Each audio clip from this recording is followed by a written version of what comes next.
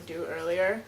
I said I would do this, one, because I finished my exams for this semester and hopefully I did okay enough to either keep my grades where they are or go higher, but let's just hope for the best. I also said I would do the video Q&A in my post for when I reached 1K, which I actually passed that mark quite a while ago.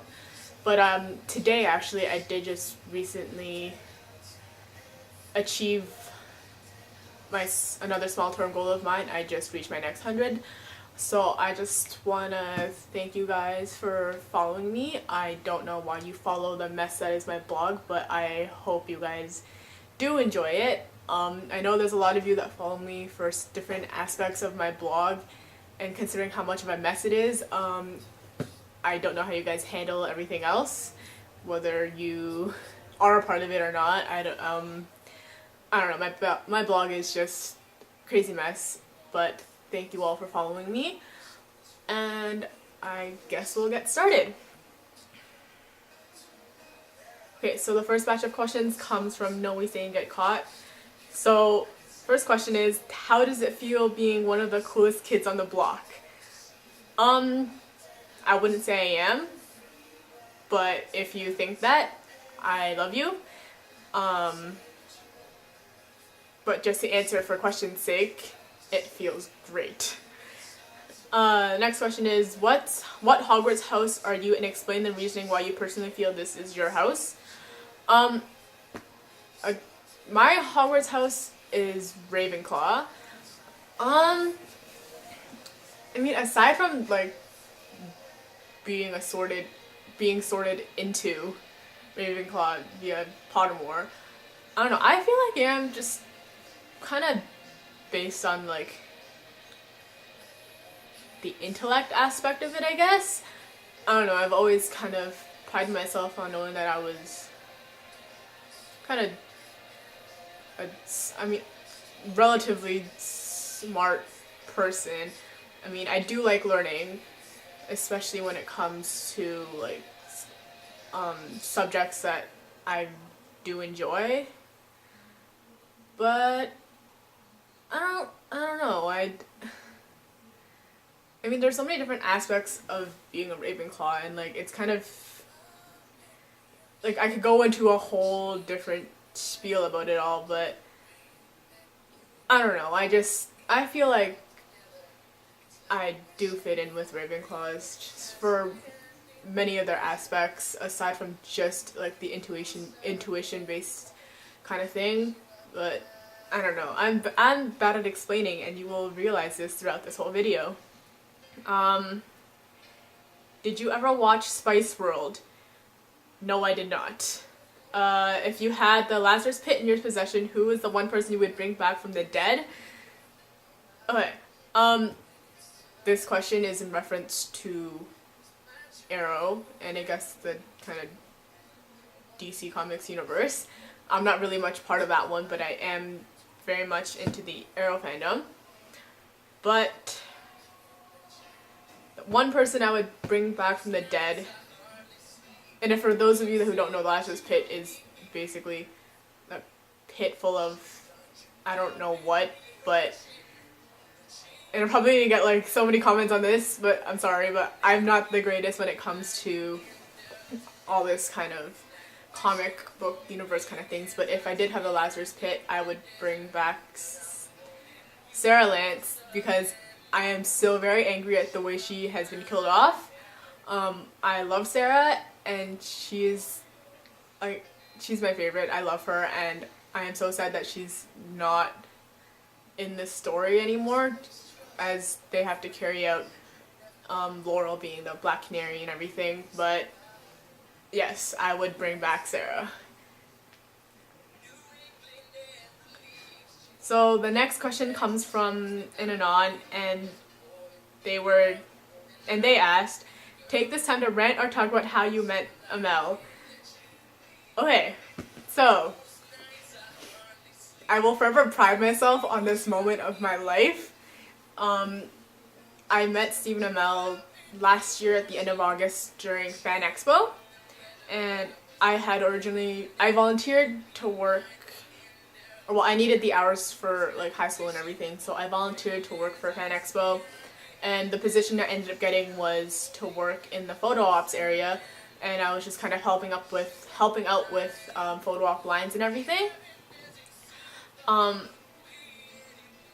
So that was just kind of my job, but I had originally planned on doing a group photo op actually with Alex, who some of you may know as Baby in Trenchcoat. And we were going to do like a group photo op with him, and I paid half and she paid half. But as we were kind of talking about it, I had this idea of what exactly I wanted to do for my photo op. And so we came to the decision that I would end up taking Alex's, the ticket she bought for her photo op and using that as my photo op time.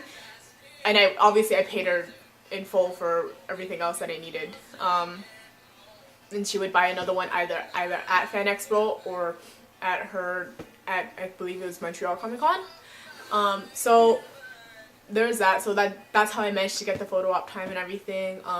Being a volunteer, I had the chance to kind of go to the front of the line for photo ops because I had a job to get back to, but I actually didn't take that chance because I figured for what I wanted to do, for anyone who hasn't seen the photo, it is me, it's Stephen and Mel giving me a piggyback ride.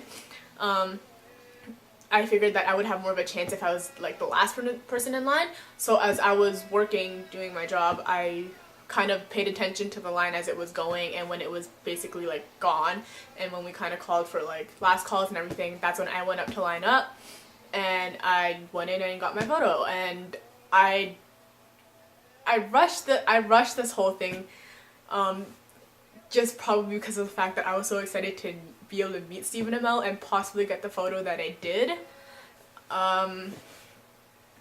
But I rushed the whole encounter, and it lasted all of probably 6 seconds, but it was the greatest moment of my life. I asked him, I was like, I have a really quick question before we take the photo, and he's like, go for it. And I asked him if I could get a piggyback ride for the photo, and he's like, yes, because you're the last person in line. So I got it, and it was great.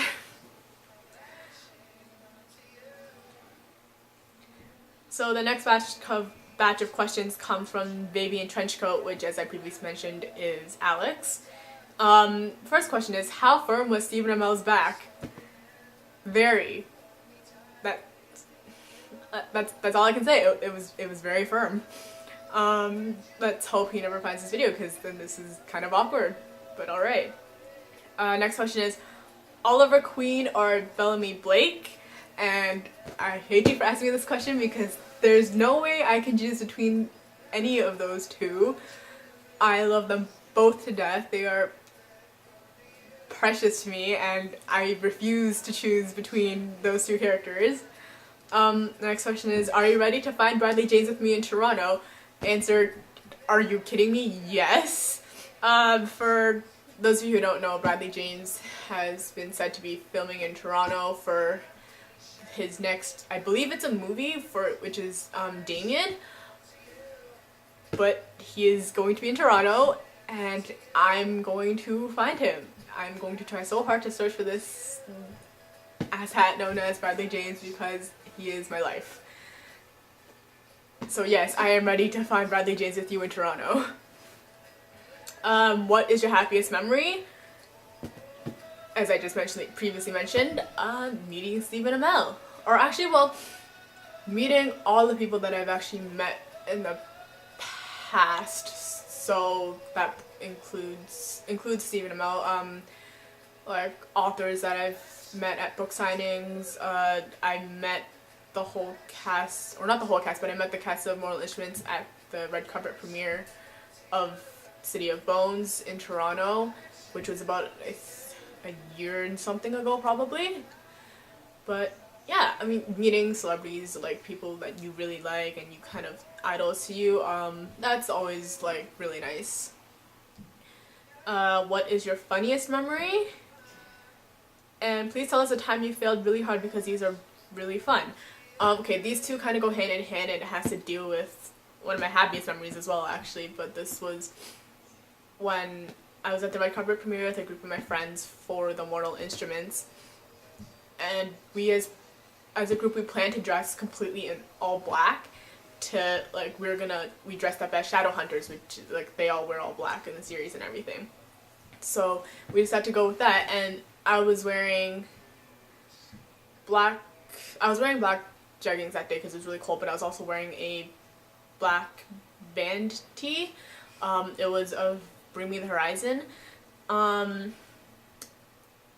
So what happened was that after like the whole red carpet thing, we kind of like we had our tickets and we kind of ran into like the theater, and I noticed like I walked in and I had to like kind of stop because I was like starting to freak out because I just got a photo with Robert Sheehan, and I just met the whole rest of the cast, which was insane. And we kind of ran inside the theater, so I kind of had to catch my breath after that. But I noticed Jamie Campbell Bower was standing, it was by the elevators of the theater to get to like the next floors and stuff, and not take the route that everyone else is going to go on, which would have been the escalators and stairs. But I stopped and I saw him and I noticed this, but then all my friends were running up the escalator trying to get to our seats, so I ran with. But what happened was Jamie Campbell Bower noticed that I was wearing a Bring Me the Horizon shirt, and so as I'm halfway up the escalators, he turns around because the escalators were like, okay, this is the escalators and this is the elevator, and there's kind of like a little wall here. And so he turns around a wall and at the bottom of the escalators yells up at me saying, "We have the same shirt." And somehow that in my mind I knew that was directed at me. So I turned around and I yelled, aren't they such a great band and stuff? Didn't give them the option or the chance, to reply back to that, because the second I finished saying that, I turned around and ran up the rest of the escalator, stopped at the front of the escalators, because that's when it clicked into my mind that Jamie Campbell Bower has yelled at me, and for what he noticed that I exist, and he yelled at me saying that we have the same shirt, and I kind of just started freaking out over that.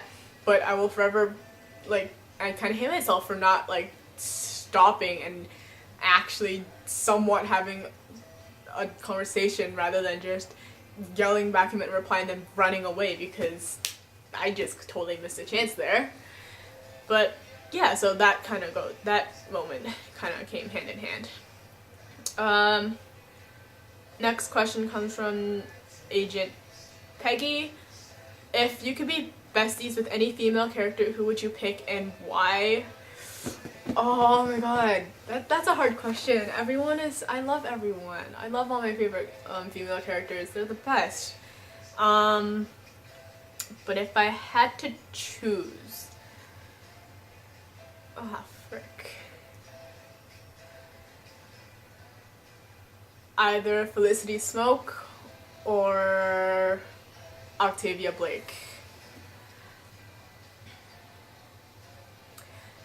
The next question comes from DS Tom Anderson, and that is, if you could be anything, what would you be? I'm assuming this anything means anything, so I would be a dragon, because dragons are cool. Next question comes from Oliver Queen, or well, Queeun, but anyways, yeah. If you could become a background character in any show or movie, what would you choose?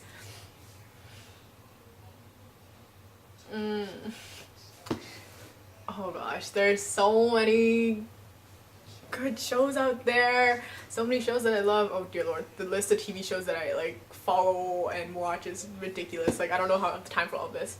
If I could become a background character in any show or movie, I'm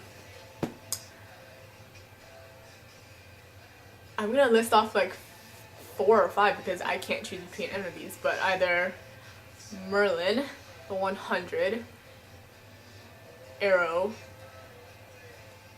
Agents of S.H.I.E.L.D. Those are kind of my top shows just at the moment. Oh, and The Flash. Just at the moment, those are my top 5 out of the billion shows I watch. And the last question comes from Olicity. which is, could you please recite the Arrow Season 2 intro for me? I will. This is not going to turn out like the Arrow intro whatsoever. It's not going to sound anything like it, but I will read you it. So the Seasoning 2 open goes, my name is Oliver Queen. After 5 years on a hellish island, I have come home with only one goal, to save my city.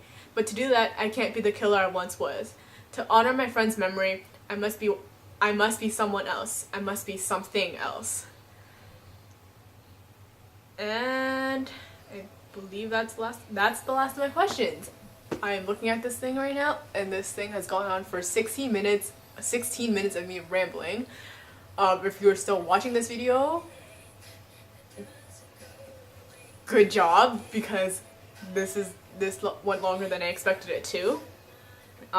But thank you everyone for the questions. Those of you who sent a question, just in general, thank you guys all for following me. You guys are all wonderful people. I love you all, and thank you.